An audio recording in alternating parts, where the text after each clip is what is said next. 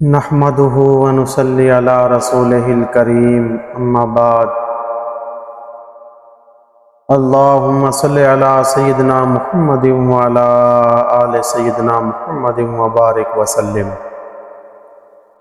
سنن نسائی شریف کا درس ہے، اس میں وضو کی فضیلت کے متعلق احادیث آپ حضرات کی نظر کرتا ہوں۔ پہلی حدیث ہے جس کو سیدنا عثمان ذو النورین رضی اللہ تعالیٰ عنہ نے روایت کیا ہے۔ وہ فرماتے ہیں، سمعت رسول اللہ صلی اللہ علیہ وسلم یقول ما من امرئ یتوضأ فیحسن وضوءہ ثم یصلی الصلاۃ الا غفر له ما بینہ وبین الصلاۃ الاخری حتی یصلیہا۔ یہ حدیث ہے جس میں سیدنا عثمان ذو النورین رضی اللہ تعالیٰ عنہ روایت کرتے ہیں کہ میں نے رسول اللہ صلی اللہ علیہ وسلم کو ارشاد فرماتے ہوئے سنا کہ جو آدمی اچھے طریقے سے وضو کرے ثم یصلی الصلاۃ، پھر وضو کرنے کے بعد نماز پڑھے، الا غفر له ما بینہ وبین الصلاۃ الاخری، تو اس کے نماز پڑھنے اور اگلی نماز کے درمیان کے جتنے بھی گناہ ہوتے ہیں سارے بخش دیے جاتے، حتی یصلیھا، یہاں تک کہ وہ اس دوسری نماز کو ادا کر لے۔ تو دیکھیں وضو کرنے کی اللہ تعالیٰ نے کتنی برکتیں اپنے بندوں کو عطا فرمائی ہیں کہ ایک آدمی اچھے طریقے سے جب وضو کر لیتا ہے، پھر وضو کر کے نماز پڑھتا ہے،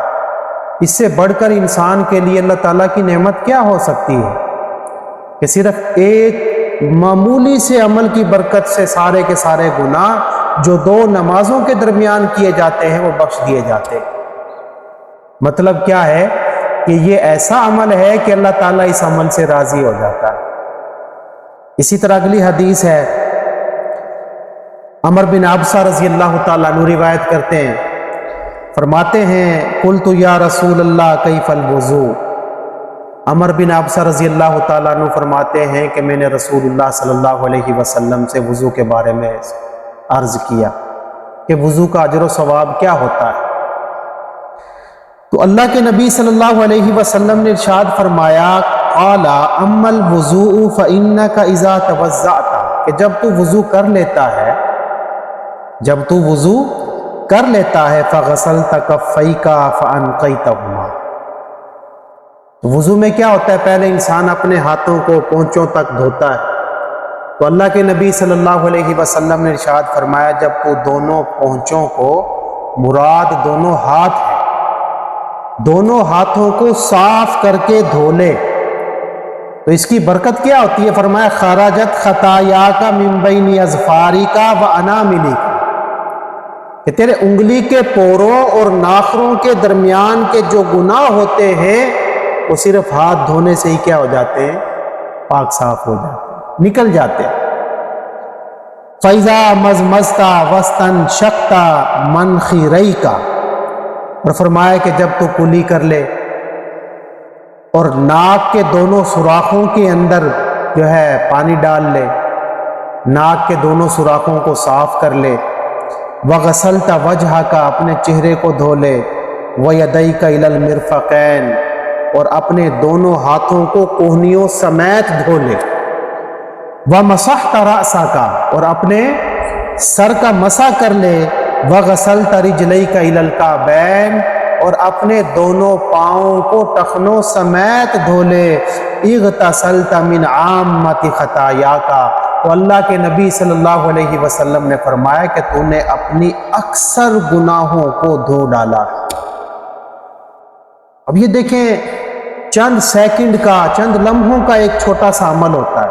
وضو کرنا، تو جو آدمی اچھے طریقے سے وضو کر لیتا ہے، اللہ کے نبی صلی اللہ علیہ وسلم نے ارشاد فرمایا کہ جب تو یہ کر لیتا ہے تو اکثر گناہ تو تیرے اسی سے دھو دیے جاتے ہیں۔ فَإِنْ أَنْتَ وَضَعْتَ وَجْهَكَ لِلَّهِ عَزَّ وَجَلَّ، اور جب بندہ وضو کر کے اپنی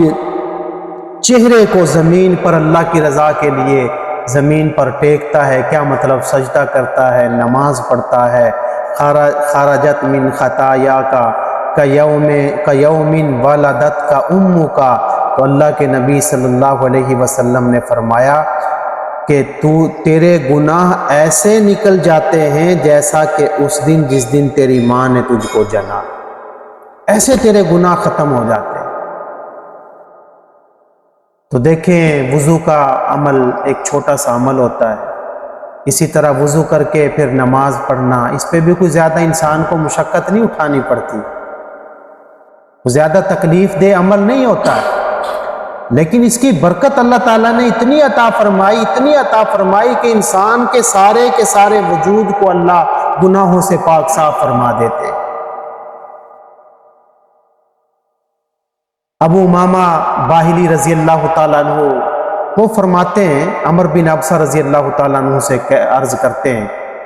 کہ یہ جتنی بھی نعمتیں ہیں کیا ایک ہی مجلس کے اندر ایک ہی عمل سے اللہ تعالیٰ ایک بندے کو عطا فرما دیتے؟ تو عمر بن ابسہ رضی اللہ تعالیٰ عنہ وہ قسم اٹھا کے کہتے ہیں، لقد کبرت سنی، اللہ کی قسم کہ میں بوڑھا ہو گیا ہوں، ودنا اجلی، میری موت کا زمانہ قریب آ چکا ہے، وما بی من فقر،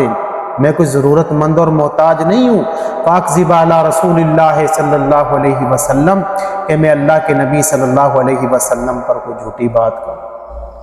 وَلَقَدْ سَمِعَتْهُ أُذُنَايَ، کہ میرے کانوں نے اس کو اللہ کے نبی صلی اللہ علیہ وسلم سے اس بات کو سنا ہے.